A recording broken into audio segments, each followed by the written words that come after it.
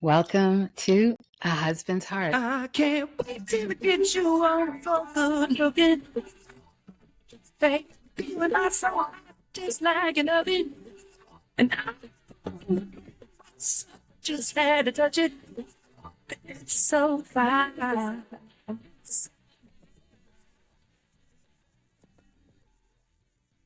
Welcome to A Husband's Heart Unpacked. I'm your boy T. Stin with my fabulous and wonderful co-host Ayanna Stinson, my wife. How you doing today, Ayanna? I'm good, Terry. Thank you. Yes. Welcome to A Husband's Heart Unpacked. Absolutely. Now, today's guest that we're going to speak on is Paul Young. Paul Young was 42 years old. He's been married 16 years. He's from Montgomery, Alabama. Paul was an outstanding guest. I'm going to just get right to it. Refreshing, just awesome with his responses and just his insight on marriage. Yes. He was Paul truly was an awesome human being. I really liked when Paul said that, you asked Paul, who is Paul Young? And he said that Paul Young is a person who spent the first 40 years of his life focused on Paul Young, but that he wants to spend the balance of his life focusing on serving other people. Yeah. And I thought that was so noble, such a wonderful charge, you know? Absolutely, absolutely. He did mention that. That was pretty good from Paul. I took that. I like when you asked Paul about fatherhood, and he said that he wanted to be the father that he did not have. Paul was raised by a single mom, and he has a sister who's 10 years his senior. Mhm. So he was raised kind of like an only child. When he was 15, 16 years old, he was in the house by himself. His mom was out at work. His sister was no longer in the home, and he had to be very self-sufficient. And because his dad wasn't around, and he said his dad certainly wasn't a role model. Right. So he said he wanted to be the type of father he did not have. And he said that we know what we don't want based on what we didn't have.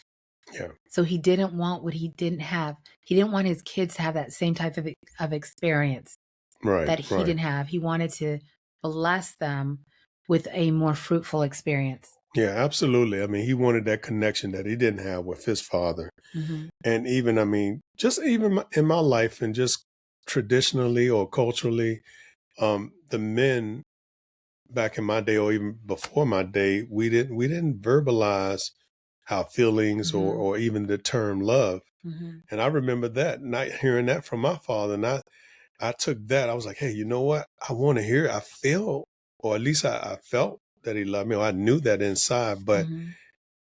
I wanted to hear it verbally from his mouth. And Mm-hmm. so with that, I turned that around, and with my sons and daughter, but particularly sons, I always told them I loved them, and it was second nature now for myself and the boys. I think you do a really good job of that. Thank you, babe. Mm-hmm. And now my father actually says that on Yeah. So, you know, it's never too late, and you can be the one that change the dynamics of your family when it comes to expressing love. Mm-hmm. Yeah. And then when he was speaking about conflict resolution within his marriage, Mm-hmm. he said something that I've heard many times before. Right. He said you could be right or you can be happy. And you know what? Being right is very subjective. Right. Because when people are coming at each other from different perspectives, I'm coming at you from my perspective because I think I'm right. And you're coming at me from your perspective because you think you're right. But someone has to yield. And that's the person who says, you know what? I want to be happy. This is not that, if it's not a big point of contention, because you have to decide, is this the hill that I'm willing to die on? And most of the hills are very small. And it's not the one that you have to have escalate into a larger conflict because it's not that big of a deal. Right. You know, I can remember sometimes when we are conversating and something as simple as, no, that wasn't the right date. Yes, it was the right date. No, it was a Thursday. What are you talking about? It was obviously a Friday. Can become a bigger deal. Mm-hmm. And it's simply not that important. Right. Yeah. No, you're right. I mean, and a lot of times, I know with us too, you just naturally like we figure out what heals, like, you know, how strong the other person is standing on a subject, and the other party just say, you know what, it's not worth having, you know, this heavy contention situation between Yeah. us. So Yeah. And when he said that the person, your spouse, who's sitting across from you while you're expressing yourself, they are experiencing you. yes, They're experiencing your energy. right. They're experiencing your love, Mm-hmm. your compassion, your kindness, or they're experiencing your venom, your unyieldingness, Mm-hmm. your anger. Like they're sitting across from you, experiencing you. And the person experiencing you, they're as a mirror to you. So if you get a poor response from the person across from you, they're reflecting back to you what they're experiencing of you. Right. Yeah, Paul was dropping jewels all over the Mm, place. Even with, I mean, piggybacking back off of that example, or when we were speaking about what he didn't receive from his father, I do remember asking him, what would you want your kids to learn from marriage? And he gave us an example of, he said he want his son in particular to be tough outside the house, be able to stand on his own, be able to be ready to stand for what's right mm-hmm. or his conviction, but at the same time come home and be tender. Right. He used the word tender. Right. Do you remember the analogy he gave us? I'm pretty sure you do, but I wanted to just also add where he said he was intentional where he wanted his son to see how he could cuddle, he could be Mm-hmm. soft with the Mm-hmm. wife. Like, hey, no, you be what now I do now. Just he gave the analogy with the silverback. Silverback, and you like that word, the silverback. Yep. Yeah. Where a silverback can rip off most any man, you know, it Mm-hmm. has the strength to just annihilate most creatures, Mm-hmm. but yet that same animal is the most gentle, cuddly entity for that small silverback. Yeah. Let him crawl all on him, Mm-hmm. treat him with such softness and Mm-hmm. kindness. Right. Yeah, So he wanted his son to see that he can attack the world, but he can also be a safe and soft place to fall yeah, on for his children, for his yeah, wife, for his family. yes, That was awesome. yes. Now, I really liked when he said that letting go of expectations Mm-hmm. is something that really elevated his marriage. Like, he can only have expectations of himself to become the self that he wants to become. Right. And he can't have a requirement of another human being to fulfill any expectations in helping him achieve any semblance of happiness. Mm-hmm. I mean, I know we look towards each other for happiness for sure, right? Mm-hmm. I mean, why are we together if not that we give each other joy, Right. right? Right.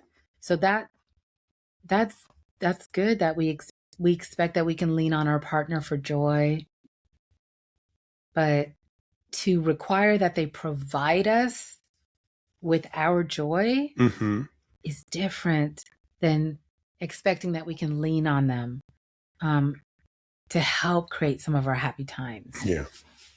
What do you think about that?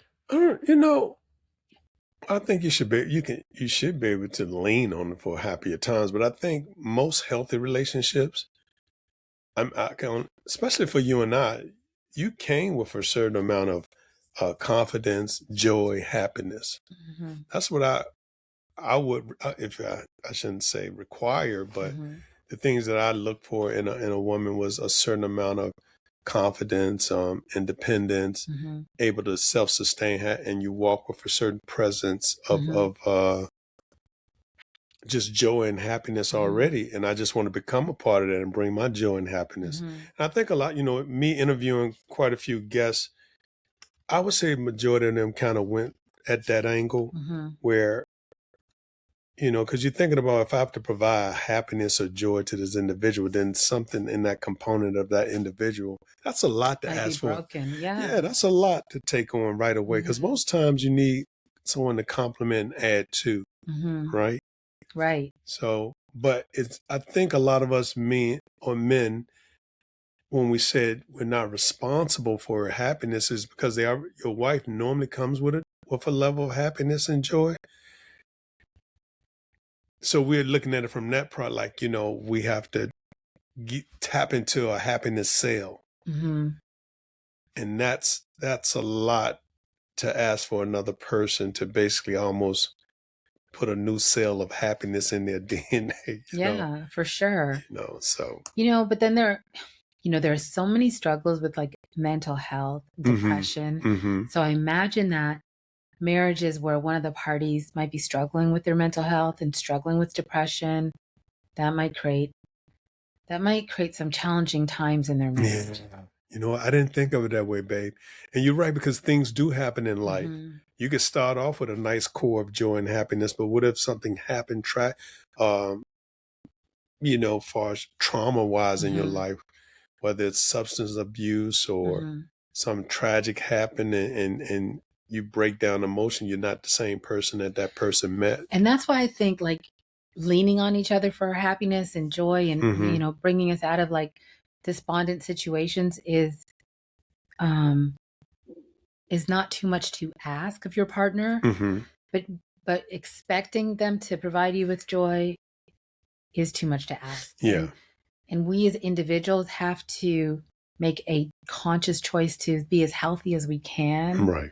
And work towards being joyful to be around and being as joyful as we can be. And if we do have some kind of chemical imbalance or find ourselves in a depressive state or anything like that, we take ownership of this. And I've got to try and figure this out. Yeah. I've got to seek medical attention, and I've got to try and figure out how I could become more happy again. And you're making me dig deeper, babe. I'm thinking it's nothing wrong with having healthy expectations. Okay. It's just if you require those expectations to become the norm or reality all the time. There's nothing wrong with having expectations, and then you realize maybe that expectation doesn't meet the situation, and you need to know how to pivot. Right. And also, you do need to know how to pivot, but exactly. Like, because you can't have this same, we've been married for over 25 years. Right. We can't have the exact same expectations for 25 years. Right. We can't have the exact same expectations while we were raising small children as we do now as empty nesters. You know what I'm saying? No, I'm with you. I'm with you on that. It's just like unhealthy, whether it's expectations or requirements.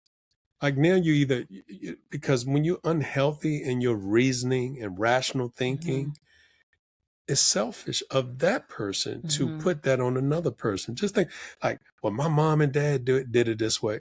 Well, that may not only work for this relationship, and maybe what they did at that time was more traditional or cultural versus what's practical that works for this situation or this family or this relationship. So absolutely, when people are just stuck in, are you doing it just because? And are you doing it because you get more out of it than the other person? And that could be a selfish expectation, right? Because you're winning in that situation. Absolutely. So they don't have to evolve, but you just have to be cognizant and be ready to pivot, be dynamic, be caring. Yeah. Because you make adjustments for the one.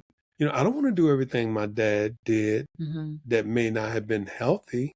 Whereas he may have benefited in that relationship by doing those things. Right. As the man in a patriarchal situation. Right.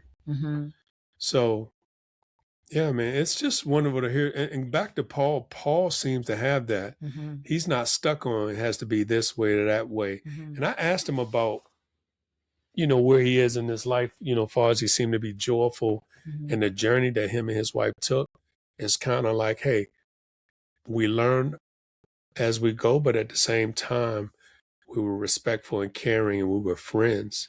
And they enjoyed the journey. Being respectful, being caring, and being friends. Yeah. And I'm like, not only are you my friend, but you're my best friend.